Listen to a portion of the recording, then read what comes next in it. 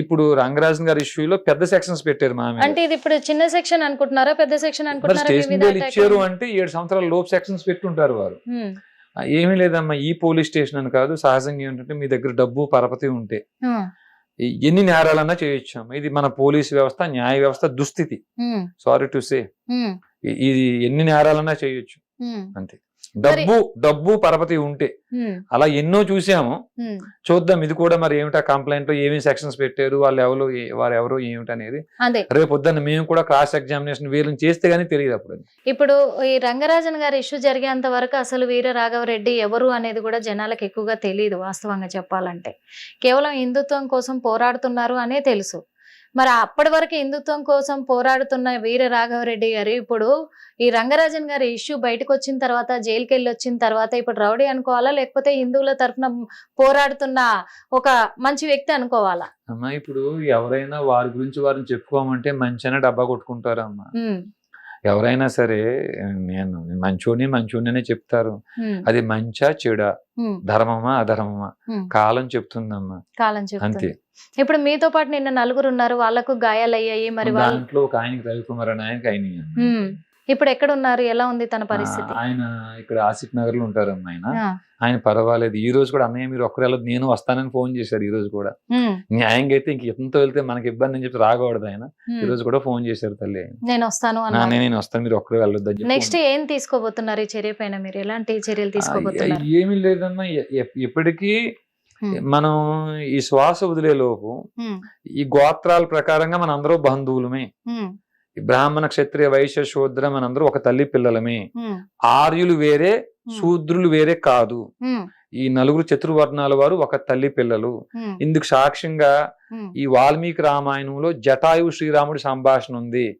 ఇంకా సాక్ష్యంగా మన గోత్రాలు ఒకటే అని తెలియజేసి మనందరి బంధుత్వం తెలియజేస్తూ ఆలయాల్లో ఉండే అర్చక పురోహితులు, మఠాధిపతులు, పీఠాధిపతులు, ప్రవచనకారులు గతంలో మనకి ఎంత అన్యాయం జరిగింది, భవిష్యత్తులో మరి వారి ప్లాన్ ఏమో 2040, 2047 కల్లా ఈ దేశాన్ని ఇస్లాం దేశం చేస్తామంటున్నారు. అంటే ఒకటి మీరు మతం మారండి, లేకపోతే పారిపోండి, లేకపోతే చంపేస్తాం అంటున్నారు. మరి దానికోసం మీ దగ్గర ఉన్న ప్రణాళిక ఏమిటి? మీరు ఏ ప్రణాళిక ఏర్పాటు చేసుకున్నారు? మీకు మేమన్నా సహకరించగలమా, లేకపోతే మీరు మాకేమన్నా సహకరించండి. ఊరికి ఒక సైనికుడిని మీరు ఏర్పాటు చేయండి. భారతదేశంలో 6 లక్షల గ్రామాలు ఉన్నాయి, 6 లక్షల మంది సైన్యం అవుతాం కదా ముందు మనం. కనీసం ప్రతిఘటించడం కోసం ముందు ఒక వ్యవస్థ ఉంటుంది కదా అనే ప్రచారాన్ని అర్చక పురోహితులకి, ప్రవచనకారుల వరకు తీసుకెళ్లే ప్రయత్నం చేస్తూ సామాన్యులకు కూడా ఈ విషయాలు తెలియజేయాలన్నారు. చివరిగా ఏంటి అంటే ఒకటే మాట అడగదలుచుకున్నానండి. ఎందుకంటే రంగరాజన్ గారి పైన మీరు ఎవరు నమ్మలేని వ్యాఖ్యలు చేస్తూ ఉన్నారు. ఇప్పుడు అవి నిజంగా ఒకవేళ అవాస్తవం అని తేలితే గనక, అందులో సత్యం లేదు, అది నిజం కాదు వీళ్ళు చెప్పేది కూడా, ఎందుకంటే తన మీద దాడి చేశారు, వీళ్ళు తప్పించుకోవడానికి ఒకవేళ అబద్ధపు ప్రచారం చేస్తురు అని తేలినట్టయితే మీరు క్షమాపణ చెప్పగలరా? అమ్మా ఏ మాత్రం అనుమానం లేకుండా కాళ్ళు పట్టుకు క్షమాపణ చెప్తాను తల్లి. అదే అంటున్నాను. ఎందుకంటే ఎందుకు అడుగుతున్నానంటే కూడా అందరు అంత గొప్పగా తనని గౌరవిస్తూ ఉంటారు. మరి అంత వ్యక్తి మీద మీరు ఇలాంటి ప్రచారం చేస్తూ ఉన్నారు. మీరు అది నిరూపించలేరు. ఎందుకంటే అమ్మా ఆయనకి మద్యం అలవాటు ఉంది, మగులు అలవాటు ఉంది, మాంసం ఆధారాలతో కావాలి. అంటే ఆధారాలు అంటే అమ్మా ఎవరైనా వ్యభిచారం చేసేటప్పుడు కెమెరా పెట్టుకు చేస్తారా? వారు ఇప్పుడు ఆలయ ప్రాంగణంలో వారు మందు కొడుతున్నారు, కనీసం సాక్షులైనా కావాలి కదా. సాక్షులు అయితే నేను ఒక ఉన్నాను చెప్పాను, నాతో పాటు 3 ఉన్నారు. అయితే ఇప్పుడు ఎలా అంటే ఖమ్మంలో ఆడపిల్లలు 5 మంది భర్తల్ని భయపెట్టినట్టు వారి దగ్గర అధికారం ఉంది, పరపతి ఉంది, డబ్బు ఉంది. వారు ఏ ప్రయత్నాలు చేసినా నేనైతే నా మాటకు కట్టుబడి ఉన్నాను. నేను ఆ 3 కూడా కట్టుబడి ఉంటారు. విన్నారా తల్లి?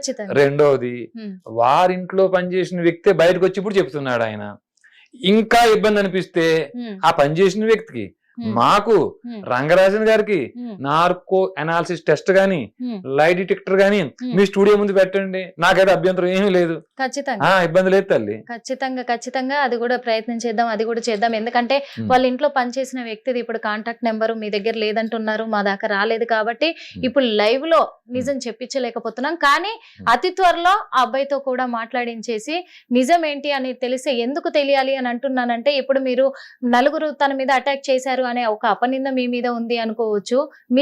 మీదే తప్పు అని చెప్పేసి ప్రజలు నమ్ముతున్నారు. తనకు ప్రభుత్వం కూడా సహకారాలు అందిస్తుంది. ఎందుకంటే మాలాంటి వాళ్ళం కూడా చాలా మంది అక్కడికి వెళ్ళాం కాబట్టి, చిలుకూరు బాలాజీ టెంపుల్ కి ఎంతో గౌరవించాం కాబట్టి, వాస్తవం ఏది అవాస్తవం ఏది తెలియాలి ప్రజలకు. వాస్తవంగా చెప్పాలంటే అది తెలియాలి అంటే నిజంగా అక్కడ తనతో పాటు చేసిన వాళ్ళు, వాళ్ళ ఇంట్లో పని చేసిన వాళ్ళు కావచ్చు, అక్కడ ఉన్న పూజారులు కావచ్చు, ఎవరైనా సరే నిజము అబద్ధం ఏంటి అనేది చెప్తేనే తెలుస్తుంది ఖచ్చితంగా.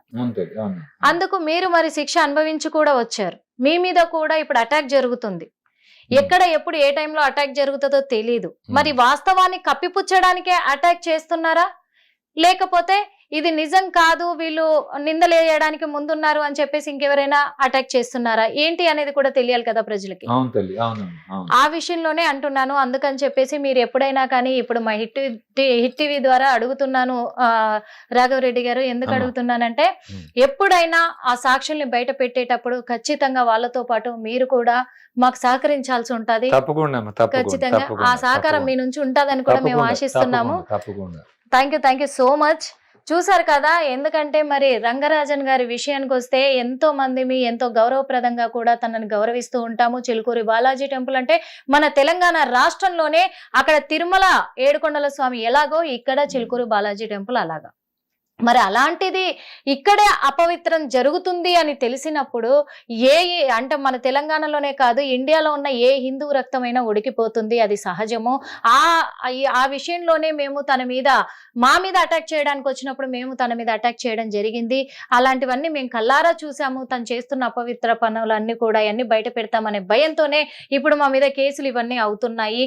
అందుకు మరి నిన్న అటాక్ జరిగింది అని చెప్పేసి కూడా, అంటే ఇప్పుడు రంగరాజన్ గారే చేయించారని మేము చెప్పట్లేదు, తన మీద నిందేయట్లేదు. కాకపోతే ఇలాంటి మాటలు మా వాళ్ళకి వినిపించాయి, అందులో నేను ఉన్నాను కాబట్టి మరి అలా ఏమైనా ఎందుకు చేశారు అటాక్ అనేది ఇంకా మిస్టరీగానే మిగిలింది. కాకపోతే పోలీసులు వాళ్ళని అరెస్ట్ చేయడం జరిగింది, బెయిల్ మీద వదిలేయడం కూడా జరిగింది.